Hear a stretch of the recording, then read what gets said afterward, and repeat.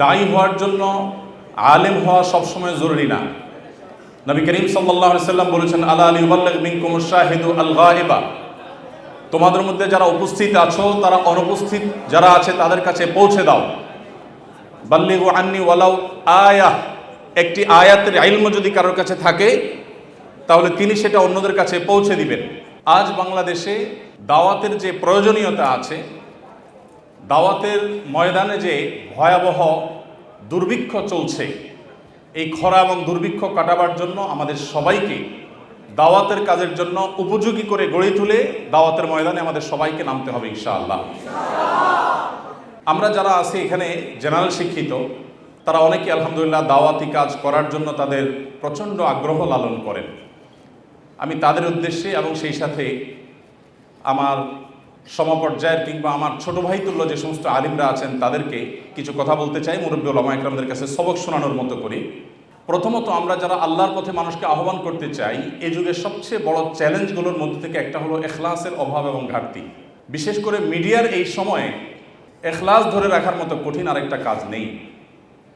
এই জন্য আমরা যারা আল্লাহর পথে মানুষকে আহ্বান করতে চাই, সবচাইতে সহজ এবং সবচাইতে আমাদের হাতের কাছে নাগালে থাকা যে প্ল্যাটফর্ম, সেটা হলো সোশ্যাল মিডিয়াগুলো। এই সোশ্যাল মিডিয়াগুলোর মাধ্যমে আমরা অনেকে দাওয়াতি কাজ করে থাকি আলহামদুলিল্লাহ। কিন্তু এই সোশ্যাল মিডিয়ার দাওয়াতি কাজের সবচাইতে বড় যে ভয়াবহ দিক, সেটা হলো এখানে এখলাস এনশিওর করা অত্যন্ত কঠিন একটা ব্যাপার হয়ে যায়। তো এই জন্য আমরা যারা দাওয়াতি কাজ করতে চাই, সব কিছুর আগে আমাদের যে বিষয়টি খেয়াল করতে হবে তা হলো, আমি যতটুকু দাওয়াতের কাজ করব ততটুকু করব শুধুমাত্র আল্লাহকে খুশি করবার জন্য, দুনিয়ার কোনো বাহবার জন্য, দুনিয়ার কোনো নাম যশ খ্যাতির জন্য, দুনিয়ার মানুষের কাছ থেকে কোনো প্রাপ্তির আশায় আমার দাওয়াতি কাজ হবে না। এই বিষয়টা আমাদেরকে সব কিছুর আগে নিশ্চিত করতে হবে। কিন্তু মুশকিল হলো যে আমরা যারাই দাওয়াতি কাজ করি, তাদের মধ্যে বিশেষ করে মিডিয়া ভিত্তিক যে দাওয়াতি কাজগুলো হয়, এগুলোতে মানুষের নজরে আসা, মানুষের কাছ থেকে বাহবা পাওয়া, লাইক কমেন্ট গোনা, অনেকে নিজের ফেসবুক পোস্টের লাইক কমেন্ট যেভাবে গোনে, তার পকেটের টাকাও এত গুরুত্বের সাথে গুনছে কিনা সন্দেহ আছে। আমি যদি অনবরত শুধুমাত্র ভক্ত গুনতে থাকি আর আমার ফলোয়ার গুনতে থাকি, আর সোশ্যাল মিডিয়াতে বিশেষ করে 2 লাইনের দাওয়াতি কাজ করে যদি 4 লাইনের ফিডব্যাক মানুষের কাছ থেকে আশা করতে থাকি, তো আমাদের মনে রাখা উচিত, যারা মানুষের কাছ থেকে কিছু পাওয়ার আশায়, পার্থিব উদ্দেশ্যে বাহবা কুড়ানোর জন্য দাওয়াতের কাজ করে, এই শ্রেণীর দায়ী বা এই শ্রেণীর আলেমদেরকে দিয়ে জাহান্নাম উদ্বোধন করার কথা হাদিসে বলা হয়েছে। আল্লাহ তাআলা আমাদের সবাইকে হেফাজত করুন। সম্মানিত উপস্থিতি, আমরা নিজের কাজের যতটা প্রচার প্রসার করি, খুব বেশি অন্যের কাজের প্রচার প্রসার আমাদেরকে করতে দেখা যায় না। এটা এখলাস না থাকার একটা আলামত। তবে সবসময় সে বিষয়টিকে নিশ্চিত করে না, কারণ অনেক সময় দেখা যায় সোশ্যাল মিডিয়াতে আরেকজনের ভিডিও প্রচার করলে নিজের পেজ ক্ষতিগ্রস্ত হয়। সে বিষয়গুলো বাদ দিলে আমরা নিজেরা অন্যদেরকে উদাহরণ হিসাবে উপস্থাপন করি কিনা, নাকি সবসময় শুধুমাত্র নিজের কারামতি জাহির করি, শুধুমাত্র নিজের গল্প যদি বলে বেড়াই, আমি হান করেছি, আমি তান করেছি, আমি এই করেছি, আমি সেই করেছি, তাহলে বুঝতে হবে যে এখলাসের ভয়াবহ ঘাটতি আছে। আজকাল বিশেষ করে আমাদের তরুণ আলেম যারা আছেন, সেই সমস্ত তরুণ আলেমরা নিজেকে জাহির করবার এক প্রাণান্তকর চেষ্টা তাদের মধ্যে দেখা যায়। এমনকি যারা জেনারেল শিক্ষিত ভাই বোনরা আছেন, অনেকে দাওয়াতি কাজে ফিরে আসছেন, এই ময়দানে এসে তারাও দিন শেষে ফেমাস হওয়াটা যেন মূল টার্গেট এবং মূল লক্ষ্য, সেরকম একটা বিষয় দাঁড়িয়ে যাচ্ছে।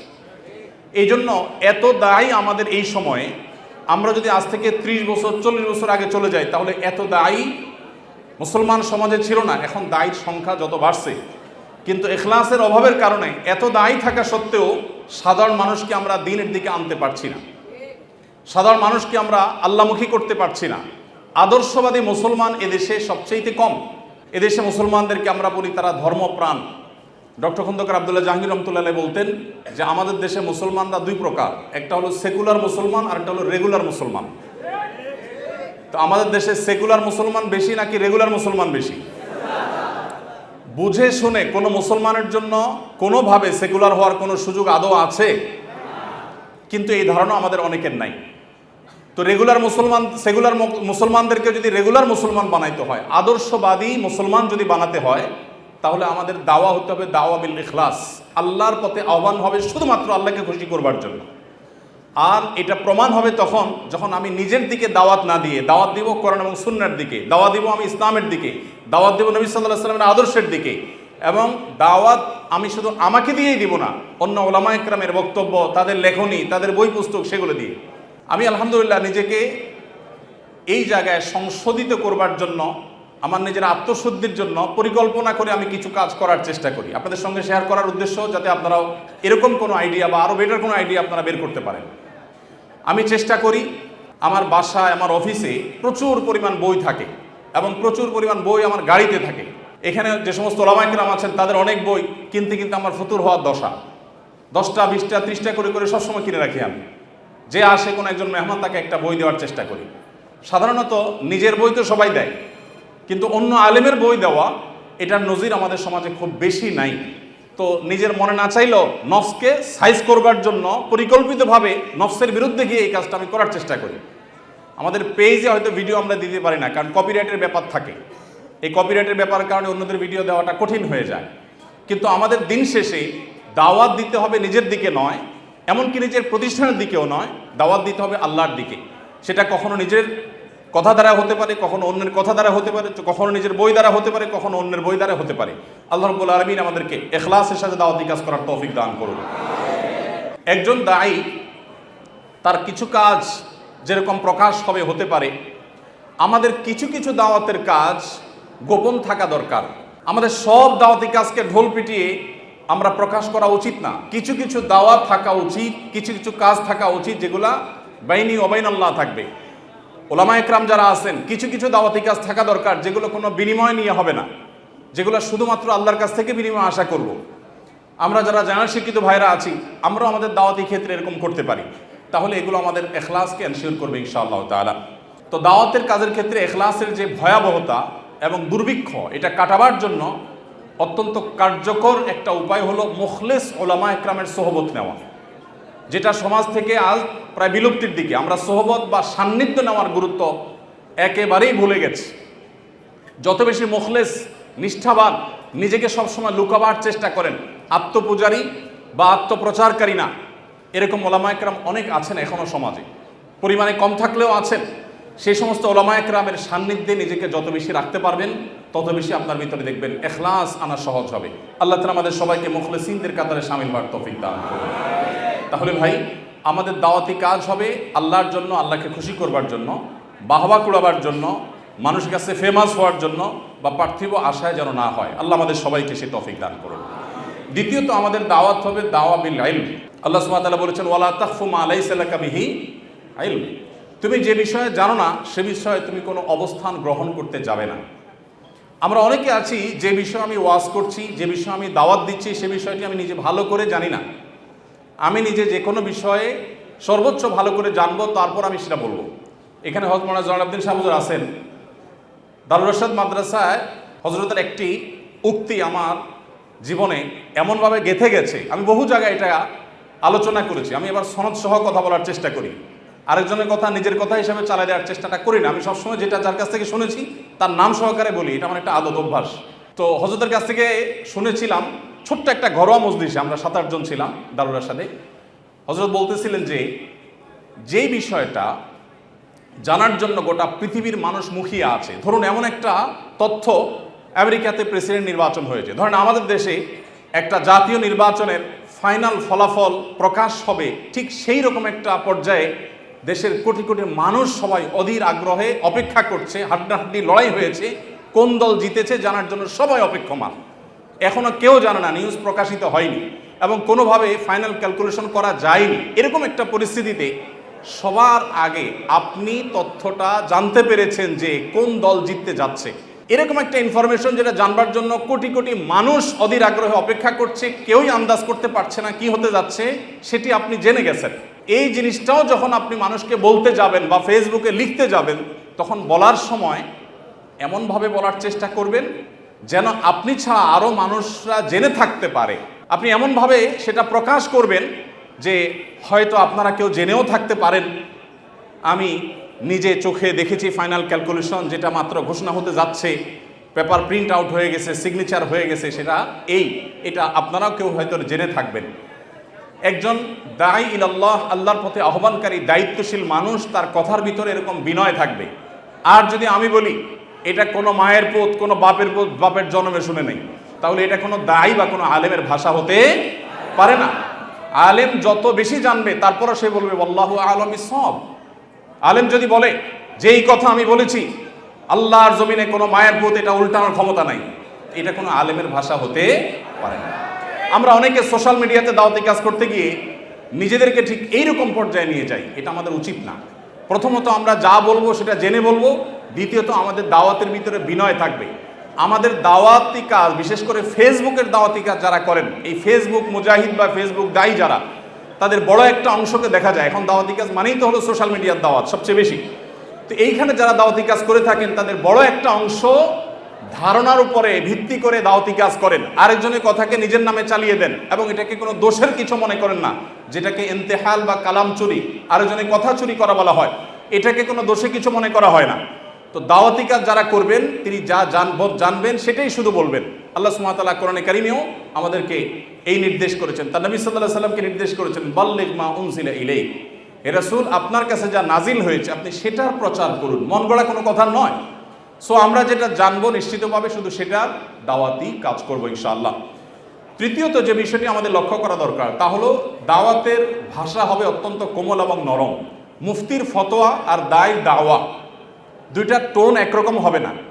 আমরা বেশিরভাগ মানুষ দাওয়াতি কাজ করতে যাই, বিশেষ করে সোশ্যাল মিডিয়াতে, সেটার মুডটা থাকে ঝগড়াটে মুড, মনে হয় যে আমরা ঝগড়া করতে নেমেছি। আমাদের দাওয়াতি কাজে যতটা না দরদ থাকে তার চেয়ে বেশি থাকে জেদ। আমাদের দাওয়াতি কাজে যতটা না মমতা মাখা কথা থাকে তার চাইতে বেশি থাকে হলো জাজমেন্টাল কমেন্ট। আমরা কাকে কখন কাফের বানাবো, কাকে কখন গোমরা ফতোয়া দিব, আমরা সেটা নিয়ে চিন্তিত। আমরা অন্যকে নিয়ে যতটা চিন্তা করি আমাদের নিজেদের নিয়ে এতটা চিন্তা বা এর ধারে কাছেও নাই। আমরা নিজের ব্যাপারে যত সুধারণা করি অন্যের ব্যাপারে ঠিক উল্টা, অর্থাৎ তার চাইতে অনেক বেশি কুধারণা আমরা করি। আল্লাহ তাআলা আমাদের সবাইকে নেক হওয়ার তৌফিক দান করুন। ভাইরা আমার, এই পরিস্থিতির একটা বড় কারণ আছে, সেটা হলো 4 নম্বর কারণ, সেটা হলো আমরা যারা দাওয়াতি কাজ করি বেশিরভাগ মানুষ দাওয়াত শেখা ছাড়া দাওয়াতি কাজ করি। আমি সবসময় বলার চেষ্টা করি যে আমরা তরুণ আলেম যারা আছি অথবা জেনারেল শিক্ষিত ভাই যারা আছেন, সিনিয়র ওলামা একরাম, মুরব্বী, আল্লাহ ভীরু, মুত্তাকি, পরহেজগার, বিচক্ষণ, বিদগ্ধ, সময় সচেতন ওলামা একরামের সরাসরি সান্নিধ্য এবং তত্ত্বাবধান সবসময় থাকা উচিত। এই একটা জিনিসের অভাবে অনেক সম্ভাবনাময় দায়ী তারা অকালে হারিয়ে যান, তারা শেষ হয়ে যান। তাদের দ্বারা উম্মত অনেক বেশি উপকৃত হতে পারত, কিন্তু সেটা হয়ে উঠছে না। হঠাৎ করে তারা একেবারে অনেক বেশি চমকে ওঠেন, আবার হঠাৎ করে তারা নিভে যান।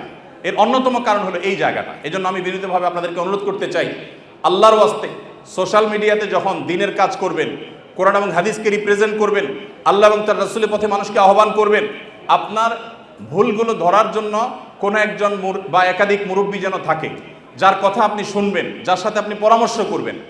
আপনাদেরকে আমরা ক্ষুদ্র একটা তথ্য দিয়ে রাখি, আমরা আমাদের পেজে যে পোস্টগুলো করি, যে লেখাগুলো যায়, প্রত্যেকটা লেখা পাবলিকলি প্রকাশ করবার আগে, পাবলিশ করবার আগে আমাদের একটা টিম আছে, সেই টিমে আমরা দেই। প্রতিটা লাইন, প্রতিটা শব্দ সেখানে চুলচেরা বিশ্লেষণ হয় এবং সেখানে দেখা যায় আমার পেজে আমি লিখব, আমি কোনো একটা বিষয় বলবো, একজন আমাদের সহকর্মী, একজন আলিম বা কোনো একজন গ্রুপের মেম্বার তিনি বললেন না এটা উচিত হবে না, এটা চেঞ্জ করা উচিত বা এটা দেওয়া দরকার নাই। দেখা যায় তার কথাই আমাদেরকে মানতে হয়। অনেকে হয়তো মনে করেন যে র্যান্ডমলি বোধহয় লেখাগুলো আমরা দিতে থাকি, জি না, এত সহজ না। প্রতিটা লাইন, প্রতিটা শব্দকে আমরা মশওয়ারা ভিত্তিক বিশ্লেষণ করে তারপরে সেটা আল্লাহর উপর তাওয়াক্কুল করে আমরা দেওয়ার চেষ্টা করি, এরপরও কত ভুলভাল হয়ে যায়। তাহলে আমরা যারা নিজেকে স্বয়ং সম্পূর্ণ মনে করছি, আশরাফ আলী থানভী রহমতুল্লাহ আলাইহি বলতেন, जो अपने आप को मुस्तकिल बिज़ात समझता है वो मुस्तकिल बज़ात है। যে নিজেকে নিজে স্বয়ংসম্পন্ন মনে করে, যার কোনো মুরব্বীর প্রয়োজন নাই, যার কোনো গাইডের প্রয়োজন নাই, যে কোনো কারোর তত্ত্বাবধানের প্রয়োজনীয়তা অনুভব করে না, সে আসলে কখনো ভালো দায়ী হতে পারে না। এই জন্য ভাইরা, আমাদের এত দায়ী, এত হাজার হাজার আমাদের ফেসবুক মুজাহিদ, কিবোর্ড মুজাহিদ, এত বেশি আমাদের দাওয়াতি কাজ করা মানুষ আছে, কিন্তু কোয়ালিটি নেই। এর অন্যতম কারণ হলো যে দাওয়াতি কাজ আমরা শেখার চেষ্টা করি না। আমরা মানুষটা 2 টাকার কথা বলি 4 টাকা ওজনের। আমি মানুষটা যতটুকু আমি সে ওজনে কথা বলবো। আমাদের অনেক ভাইরা আছেন, তারা দেখা যায় সলিউশন দেন যে মুসলিম মিল্লাতের কি করা উচিত। গোটা বিশ্ব মুসলিমদের এই মুহূর্তে কি করা উচিত, এই সমাধান দিচ্ছেন কে? দাওয়াতি ফিল্ডে নাবালেগ বাচ্চা ফতোয়া দিচ্ছেন বা সমাধান দিচ্ছেন যে গোটা পৃথিবীর মুসলমানদের এই মুহূর্তে কি করা উচিত, গোটা দেশের আলেমদের এখন কি করা উচিত, এটা গাইডলাইন করতেছেন একজন তরুণ, একজন এখনো পাকাপোক্ত হননি দাওয়াতের ময়দানে এরকম একজন মানুষ। আমি এর আগে বিভিন্ন জায়গায় বলেছি, আমার একটা বক্তব্যকে কেন্দ্র করে আজ থেকে আরো বছর 10 আগে, আরো বেশি হবে বোধ হয় 12-13 বছর আগে, আমার এক বন্ধু একজন বড় ডাক্তার দিনদার, তিনি এক সময় বাম রাজনীতির সাথে জড়িত ছিলেন, পরবর্তীতে আল্লাহ তাকে হেদায়েত দিয়েছেন। তো আমি তার চেম্বারে রোগী হয়ে গেছি, আবার আমাকে স্নেহ করেন, ভালোবাসার মানুষ। তো উনি আমাকে প্রসঙ্গত বললেন, আপনার ওই বক্তব্যটা শুনছি, শুনে আমার কাছে মনে হয়েছে যে পাকার আগে আপনারা মাইকের সামনে চলে আসছেন। এটা আমাকে উনি বললেন, ডাক্তার সাহেব বললেন যে আপনাদের সমস্যা হলো আপনারা হুজুরদের অনেকে আছেন, আপনি সহ, যে আপনারা পাকার আগে মাইকের সামনে চলে আসছেন। উনি কয়েকজন দায়ীর নাম বললেন, ডক্টর আব্দুল্লাহ জাহাঙ্গীর রহমতুল্লাহর কথা বললেন, আর কয়েকজন দায়ীর নাম বললেন ওনারা পাকছেন তারপরে মাইকের সামনে আসছেন, যার কারণে তাদের কথার ভিতরে সেই পোক্ততা বোঝা যেত। অবশ্য তার অনেক বছর পরে ওনার সাথে আমার দেখা হওয়ার পর উনি মুস্কি হাসি দিয়ে বললেন, আপনি এখন একটু পাকছেন বলে মনে হয়।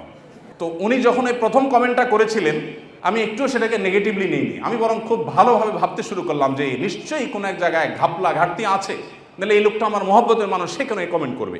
পরে আমি বক্তব্যটা আবার শুনলাম, 2-3 শোনার পর আমার মনে হলো হ্যাঁ, এখানে বাড়াবাড়ি আছে, এখানে অনেক বেশি আমি স্ট্রেস দিয়ে ফেলছি, যেটা এভাবে দেওয়া উচিত হয়নি।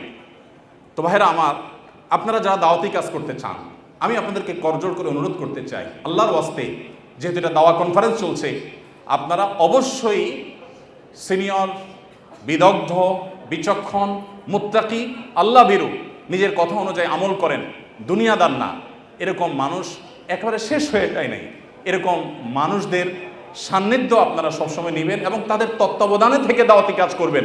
তারা যদি স্টপ করতে বলেন সেখানে স্টপ হয়ে যাবেন।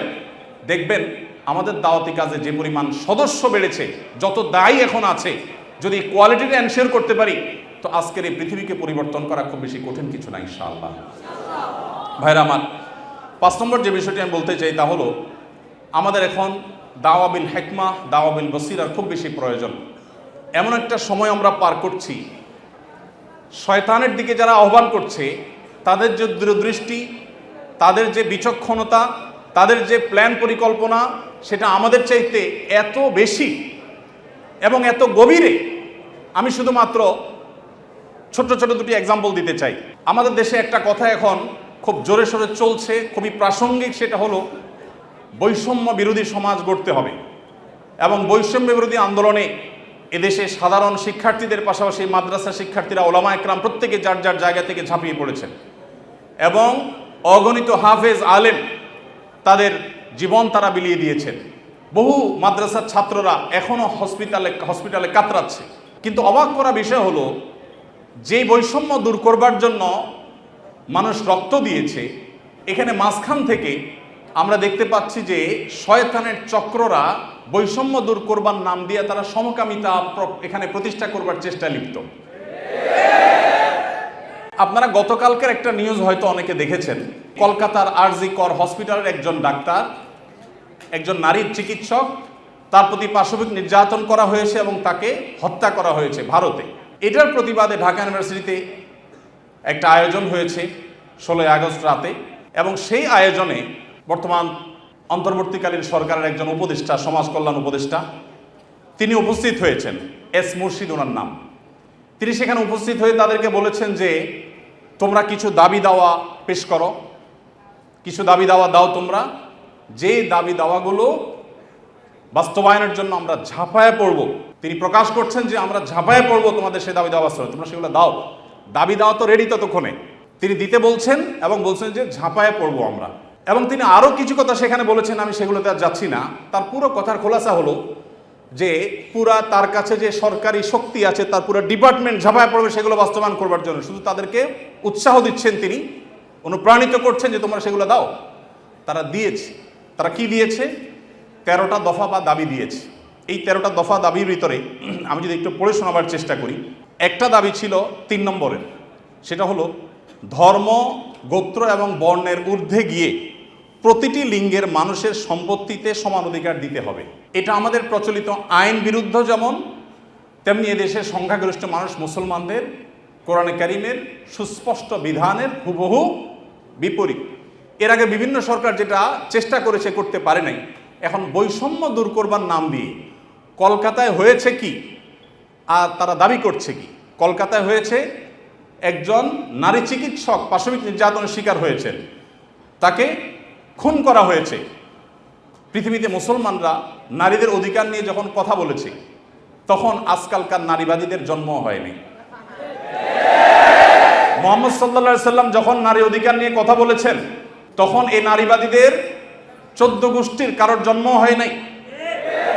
যেখানে মেয়ে হিসেবে জন্মগ্রহণ করলে জীবন্ত পুঁতে ফেলা হতো, যেখানে মেয়ে হিসেবে জন্মগ্রহণ করা অপরাধ ছিল, সেই সমাজে নারীকে শুধুমাত্র মুক্তই করেননি নবী সাল্লাল্লাহু আলাইহি সাল্লাম, শুধুমাত্র মৃত্যুর হাত থেকে রক্ষাই করেননি, নারীকে আকাশের উচ্চতায় তুলে দিয়ে গেছেন।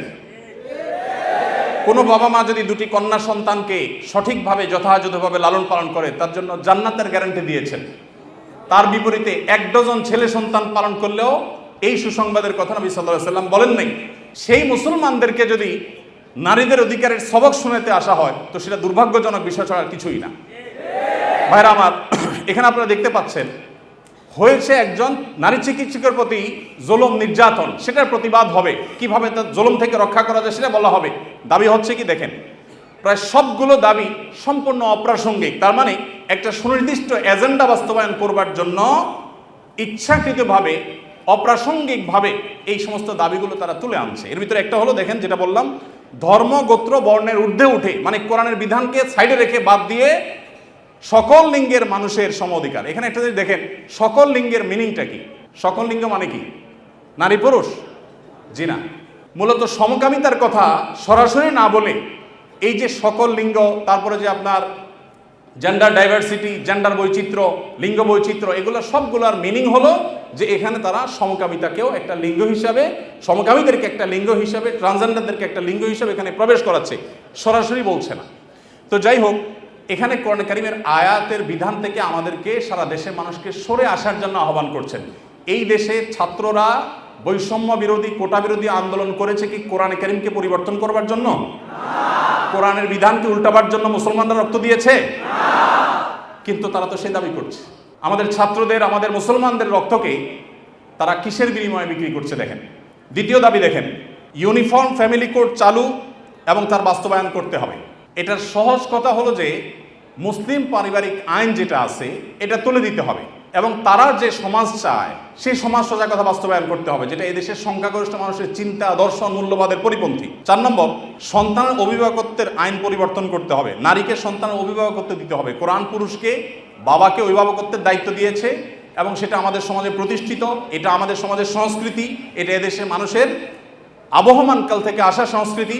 এটাকে পরিবর্তন করে ফেলতে হবে। দেখুন, এগুলো এতটা অপ্রাসঙ্গিক এই সমাজে যে এগুলো নিয়ে এদেশের মানুষের কোনো কনসার্ন নাই, কিন্তু তাদের কনসার্ন আছে। এরপরে দেখেন 7 নম্বর হলো নারী, আদিবাসী, প্রতিবন্ধী এবং ভিন্ন লৈঙ্গিক পরিচয়ের মানুষকে, দেখেন নারী আসছে, আদিবাসী আসছে, প্রতিবন্ধী আসছে, এরপরে আবার নারীর পরে আবার ভিন্ন লৈঙ্গিক পরিচয়ের মানুষ বলতে কি বোঝানো হয়? পুরুষ এবং মহিলা ছাড়া ভিন্ন লিঙ্গ এর পরিচয় দেয় যারা, তারা কারা? ট্রান্সজেন্ডার। আরো সহজ করে বলতে গেলে সমকামী।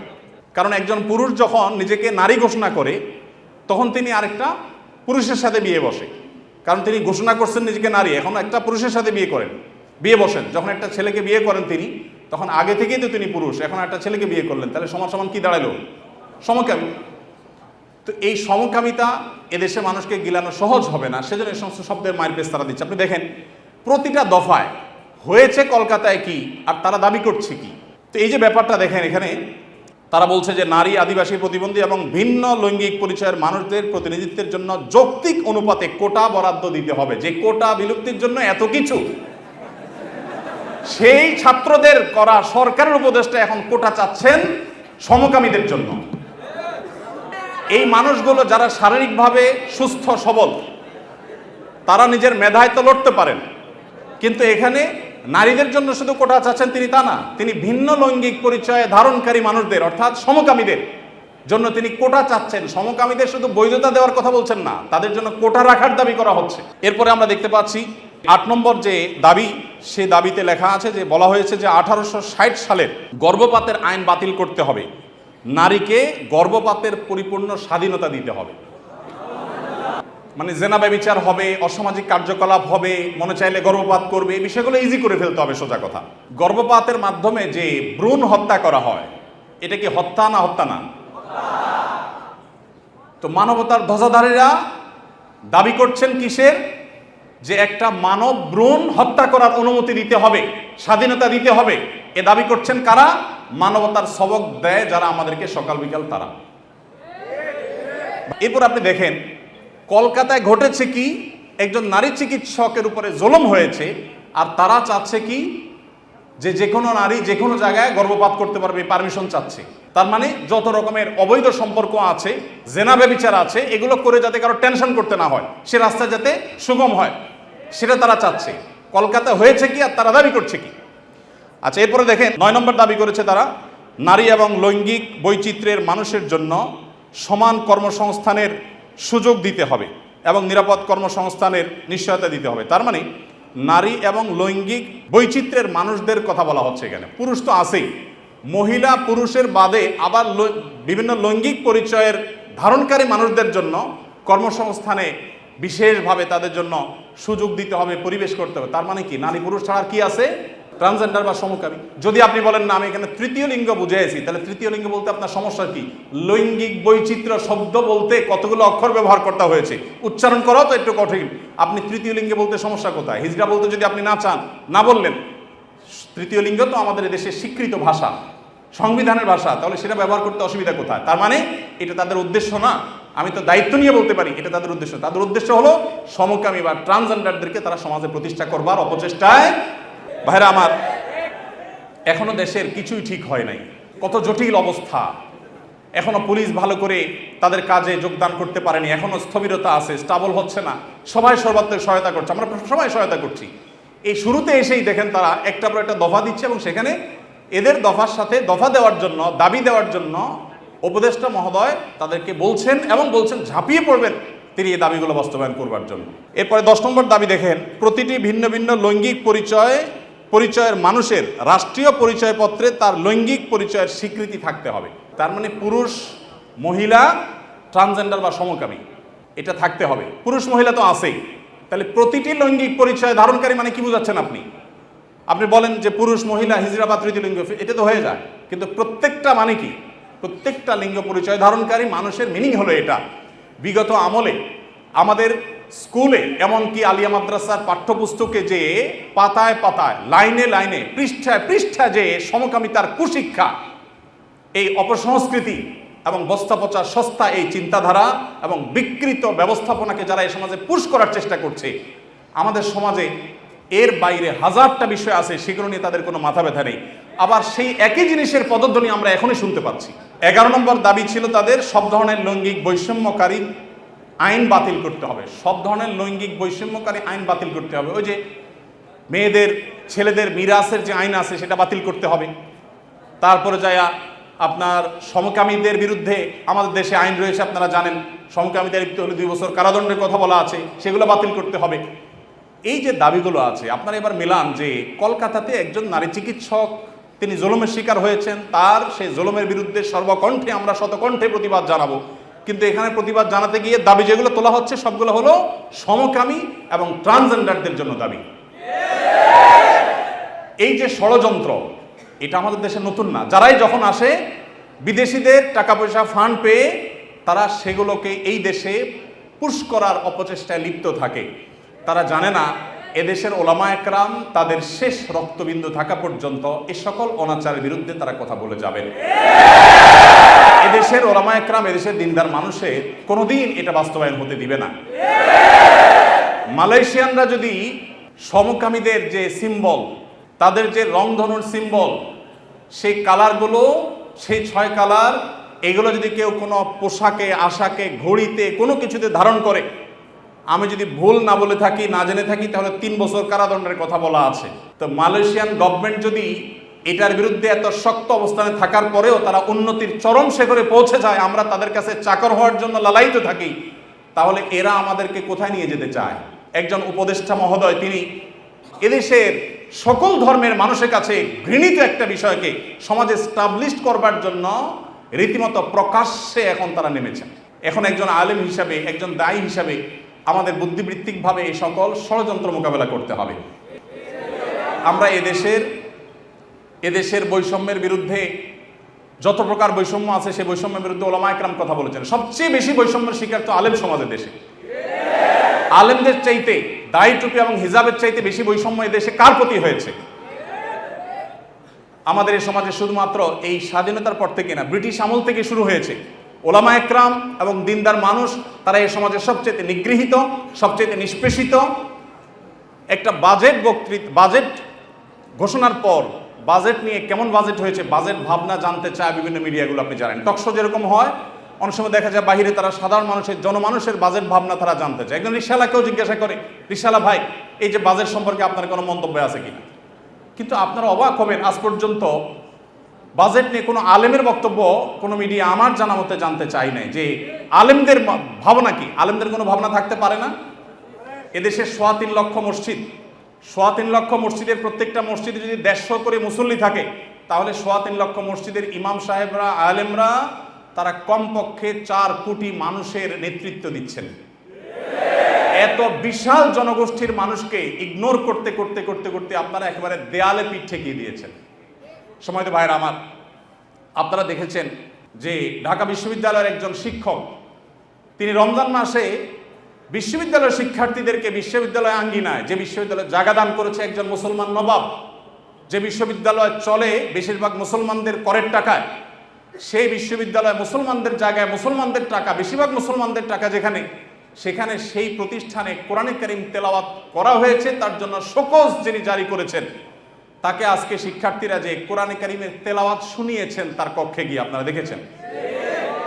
অবাক করা বিষয় কি জানেন? এদেশের এক শ্রেণীর মিডিয়া এটাকে নিয়ে সমালোচনা করে বলছে যে জোর করে কোরআন শোনানো তো ঠিক না। নীতিবাক্য শুনেছেন? জোর করে কোরআন শোনানো ঠিক না, মনে হয় যে জোর করে আয়নাঘরে নিছে। যারা জোর করে আয়নাঘরে নেওয়ার বিরুদ্ধে কোনোদিন একটা শব্দ বলতে পারে নাই, তারা এখন আল্লাহর কালাম শুনাইছে একজন মুসলমান দাবিদার মানুষকে, কোনো হিন্দুকেও শোনায় নাই, সেটার বিরুদ্ধে তারা প্রতিবাদ করতেছে জোর করে কোরআন তেলাওয়াত করা শিখবে। তাহলে জোর করে কোরআন তেলাওয়াত বন্ধ করা ঠিক আছে? রমজানে যখন কোরআন তেলাওয়াত করতে দেওয়া হয় নাই, সেখানে শোকজ জারি করা হয়েছে, সেটা ঠিক ছিল? তাহলে তুমি নিজের বেলায় খুব অধিকারের পরে সোচ্চার, অন্যের বেলায় একেবারে সোচ্চার না। দেখুন, আমাদেরকে মানবাধিকারের কথা বলা হয়, আমরাও মানবাধিকারের কথা বলি, কিন্তু আমরা মানবাধিকার বলতে মিন করি একটা, ওরা মানবাধিকার বলতে মিন করে সমকামিতা, সমকামীদের অধিকার। আমরা বৈষম্য বিরোধী বলতে চাই, সমাজে হিন্দুদের প্রতি কোনো বৈষম্য হবে না, খ্রিস্টানদের প্রতি কোনো বৈষম্য হবে না, নারীদের প্রতি কোনো বৈষম্য হবে না, কারোর প্রতি কোনো বৈষম্য হবে না, হুজুর শ্রেণীপতির বৈষম্য হবে না। দাঁড়িয়ে আছে তাহলে সে চাকরির জন্য অনুপযুক্ত বিবেচনা করা হবে, দায়ের কারণে এই বৈষম্য হবে না। টুপি আছে, হিজাব আছে, সেজন্য সে ভার্সিটিতে চান্স পাবে না বা তার প্রতি বৈষম্যমূলক আচরণ করা হবে, এগুলো থাকবে না। এদেশে মানুষ এই বৈষম্য দূর করতে চায়, আর ওরা আছে এদেশে সমকামীদের অধিকার প্রতিষ্ঠা করে তথাকথিত বৈষম্য দূর করার জন্য। আমাদের বৈষম্য বিরোধী চেতনা আর তাদের বৈষম্য বিরোধী চেতনা এক না। আমাদের বলতে এখানে আমি হুজুর শ্রেণী কথা বলছি না, এদেশের সর্বস্তরের মানুষ যদি গণভোট নেওয়া হয়, সমকামিতাকে এদেশের অধিকার হিসেবে এই বিকৃত যৌনতা চর্চা করে আমেরিকাতে, পৃথিবীর উন্নত দেশগুলোতে যে পরিমাণ ধ্বংস ডেকে এনেছে, সেখানকার রাস্তা রাস্তা অভিভাবকরা নেমেছে প্রতিবাদ করবার জন্য। আপনার একটা ভিডিও, ভাইরাল একটা ভিডিও দেখেছেন, কোন একটা গণমাধ্যমের কোন একটা টকশো বা টেলিভিশনের কোন একটা প্রোগ্রামে বাবার সামনে তার ট্রান্সজেন্ডার একটা মেয়ে আসছে, দেখে ছেলে ছিল সে, সম্ভবত মেয়ে হয়ে গেছে, সেই চিত্র দেখে বাবা যে হাওমা করে কেঁদেছেন, গোটা পৃথিবীর মানুষের বিবেকে আঘাত করেছে।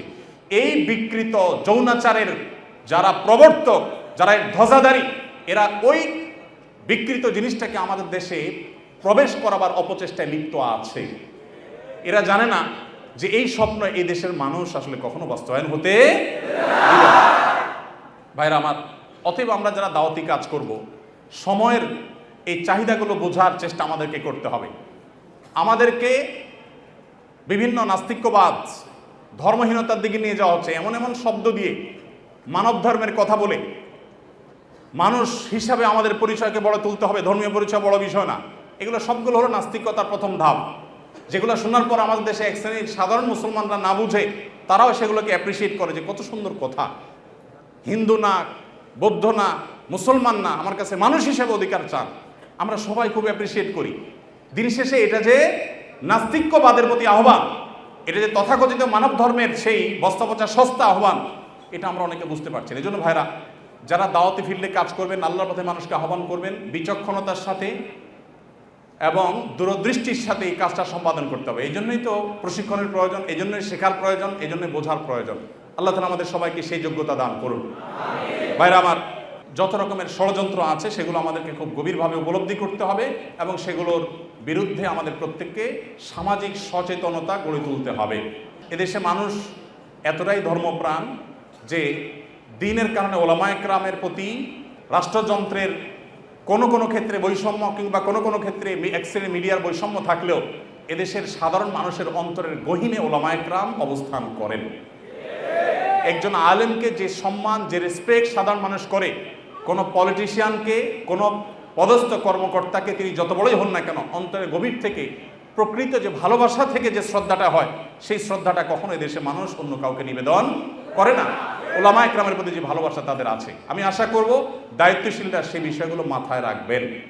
এখানে বিদেশিদের কোনো এজেন্ডা তারা পুশ করার অপচেষ্টায় যারা লিপ্ত যেন না হন, সেটা বিনীতভাবে তাদেরকে অনুরোধ করতে চাই। এগুলো যদি করা হয়, এদেশে কোনো মানুষ সেটাকে সহ্য করবে না ইনশাআল্লাহ তাআলা। তাদের যদি সৎ সাহস থাকে, তারা সমকামিতাকে বৈধতা দেওয়ার জন্য আইন করার ব্যাপারে গণভোট করুক।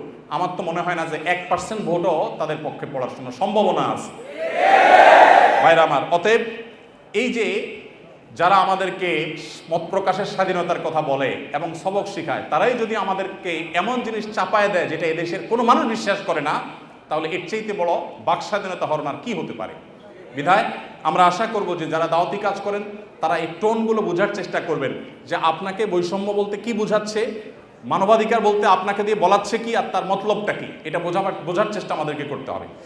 এরপর যে পয়েন্টটা বলবো তা হলো দাওয়াতি কাজ যারা আমরা করবো ইনশাআল্লাহ, দাওয়াতে ফিল্ডে যারাই কাজ করবো ইনশাআল্লাহ, তারা সবসময় একটা জিনিস মাথায় রাখবো যে পুরুষদের পাশাপাশি আমাদের অনেক মেয়েদের মধ্যে দায়ী তৈরি করতে হবে। আমাদের দেশে নারীদের মধ্যে দাওয়াতি কাজ করবার মতো সেরকম মহিলা দায়ী, উপযুক্ত দায়ী নাই। আয়েশা রাদিয়াল্লাহু তাআলা আনহার কাছে অন্যান্য মেয়েরা দিন শিখবার জন্য আসতেন। অনেক আলেম আছেন, তার স্ত্রীকে পর্যন্ত তিনি এতটুকু যোগ্যতা গড়ে তোলেন নাই, এতটা যোগ্যতা সৃষ্টি করে দেন নাই যে তিনি আশপাশের মহিলাদেরকে, তার বিল্ডিংয়ে থাকা মহিলাদেরকে অ্যাটলিস্ট দাওয়াতি কাজ করবেন, আল্লাহর পথে আহ্বান করবেন। আমাদের মা বোনদের, বিশেষ করে এদেশে মা বোনদের দিনের প্রতি যে আগ্রহ, যদি আমরা আজকে উপযুক্ত মহিলা দায়ী সেরকম তৈরি করতে পারতাম, এবং অবশ্যই মহিলাদের দাওয়াতি কাজে শরীয়তের যে বাইন্ডিংসগুলো আছে, শারায়াতগুলো আছে, সেগুলো মেনটেন করে যদি করা যেত, এই সমাজের চেহারা পরিবর্তন হয়ে যেত। আমাদের আসুন্নাহ ফাউন্ডেশনে আমাদের মা বোনদের যে অংশগ্রহণ, মা বোনদের যে আগ্রহ ভালো ভালো কাজে, সেটা বেশ অনেকগুলো প্রজেক্টে আমরা দেখেছি পুরুষদের চাইতে অনেক বেশি। আমরা অনেকগুলো ইসলামী জ্ঞানের প্রতিযোগিতা আয়োজন করি, আপনারা জানেন, সেখানে হাজার হাজার মানুষ অংশগ্রহণ করেন। প্রত্যেকবার আমরা দেখি মেয়েরা সবসময় অংশগ্রহণকারীর সংখ্যায় সবচেয়ে এগিয়ে থাকে এবং ভালো ভালো পুরস্কারগুলো তারাই বেশিরভাগ ক্ষেত্রে জিতে। অতএব আমাদের মা বোনদের জন্য দায়ী গড়ে তোলার কাজ আমাদেরকে করতে হবে। আমাদের স্ত্রী, আমাদের বোন, আমাদের মা, তাদেরকে দিনের বেসিক বিষয়গুলো শেখাতে হবে এবং ওলামায়ে কেরামদের তত্ত্বাবধানে তাদেরকে দায়ী হিসাবে গড়ে তুলতে হবে। আবার দাওয়াতি কাজের জন্য শরিয়ার বাইন্ডিং, শরিয়ার নীতিমালাকে লঙ্ঘন করে এক জেলা থেকে আরেক জায়গায় মাহরাম ছাড়া বা যাচ্ছে তা খুশি করে সংসার স্বামী সব ত্যাগ করে করবেন তিনি, সেই দাওয়াতের কথা আমি বলছি না, কিন্তু বেসিক দাওয়াতি কাজ আমাদের মা বোনদেরকে করতে হবে এবং তাদেরকেও সেরকম ক্যাপাবল করে আমাদেরকে গড়ে তুলতে হবে। আল্লাহ তো আমাদের সবাইকে সেই তৌফিক দান করুন। আমি আবারও বলছি, আমরা যারা দাওয়াতি কাজ করব, প্রথমত আমাদের ইখলাস দরকার, আল্লাহকে খুশি করার উদ্দেশ্য থাকা দরকার, নিয়তটা সহি হওয়া দরকার, আমাদের সস্তা কোনো উদ্দেশ্য যেন না হয় সে বিষয়টি মাথায় রাখতে হবে। দ্বিতীয়ত, আমাদেরকে দাওয়াত দিতে হবে জেনে শুনে। আমরা যে বিষয়ে দাওয়াত দিব সে বিষয়ে খুব ভালো করে জেনে দাওয়াত দিব, না জেনে বা সামান্য ধারণার ভিত্তিতে কোনো দাওয়াত দিব না। তৃতীয়ত, আমাদের দাওয়াতের ভাষা হবে অত্যন্ত কোমল। বিশেষ করে সোশ্যাল মিডিয়াতে যে পরিমাণ গালিগালাজ অনেক টুপি দাড়ি ধারণকারী, প্রোফাইল পিকচার ধারণকারী অনেকে করে থাকেন, সেটা আমাদের রীতিমতো লজ্জার কারণ হয়। বিশেষ করে এক হুজুরের ভক্ত হয়ে অন্য হুজুরের গোষ্ঠী উদ্ধার করার সময় আমাদের মুখ দিয়ে কি বের হয় কি বের না হয় সেটা বলে আসলে শেষ করা যায় না। ডক্টর খন্দকার আব্দুল্লাহ জাহাঙ্গীর রহমতুল্লাহ এটা কথা বলতেন। স্যার বলতেন যে এই দেশের মানুষের কাছে যদি আল্লাহ জান্নাত জাহান্নামের ফয়সালার জিম্মাদারে দিতেন, তাহলে জান্নাত পুরোটাই খালি থাকতো। কেন খালি থাকতো? কারণ একজনের মতে আরেকজন জাহান্নামী, আবার তার মতে এই জাহান্নামী, তাহলে উভয় গড়ে জাহান্নামী, জান্নাত খালি থেকে যেত। তো আমরা এই যে জাজমেন্টাল কমেল বেশি করি, কাজের কাজ কম করি। আমাদের দাওয়াত হইতে হবে অত্যন্ত বিনয়ের সাথে, এখলাসের সাথে, তাকওয়ার সাথে, কোমলতার সাথে। আল্লাহ আমাদেরকে সেই তৌফিক দান করুন। এরপরে যে বিষয়টি খেয়াল করতে হবে তা হলো দাওয়াতি কাজ শিখতে হবে। আমি যতটুকু দাওয়াতি কাজ করবো ততটুকু শিখবো, এবং আমার কোনো না কোনো মুরব্বী, তত্ত্বাবধানকারী, কোনো না কোনো বিচক্ষণ ব্যক্তি আমার পেছন থেকে আমাকে গাইড করবেন, শাসন করবেন, আমার ভুল ধরিয়ে দিবেন, সেই ব্যবস্থাপনা আমার রাখতে হবে। এর পাশাপাশি যেটি বলবো তা হলো দাওয়াত হবে বিচক্ষণতার সাথে, বিদগ্ধভাবে এবং বসিরতের সাথে, অন্তর্দৃষ্টির সাথে। চলমান পরিস্থিতি কি হচ্ছে, আমার কি করা উচিত, সেটা বুঝে শুনে আমাকে পদক্ষেপ নিতে হবে। আমার শব্দ চয়ন, আমার উপস্থাপন, সব কিছু এটার সাথে সংশ্লিষ্ট বিষয়। তারপরে যেটি বলেছি তা হলো দাওয়াতি কাজের জন্য আমাদের মা বোনদেরকে উপযুক্ত করে তুলতে হবে, গড়ে তুলতে হবে। তারা এক একজন যাতে অন্যান্য নারীদের মধ্যে শরীয়তের উসুল এবং জওয়াবেত, শরায়েত এগুলো মেনটেন করে তারা যেন দাওয়াতি কাজ করতে পারেন। আল্লাহ রাব্বুল আলামিন আমাদের সবাইকে সেরকম যোগ্য দাঈ ইলাল্লাহর তৌফিক দান করুন। আল্লাহ নবীর রেখে যাওয়া দিনকে আমরা মানুষের দ্বারে দ্বারে, ঘরে ঘরে, গোটা পৃথিবীতে যেন আমরা সর্বোত্তম উপায়ে পৌঁছে দিতে পারি। আল্লাহ তাআলা আমাদের সবাইকে সেরকম ক্যাপাবল এবং যোগ্য হওয়ার তৌফিক দান করুন। জাযাকুমুল্লাহ খাইর ওয়া আখিরু দাওয়ানা আলহামদুলিল্লাহি রাব্বিল আলামিন। আস-সুন্নাহ ফাউন্ডেশন, উম্মার স্বার্থে, সুন্নাহর সাথে।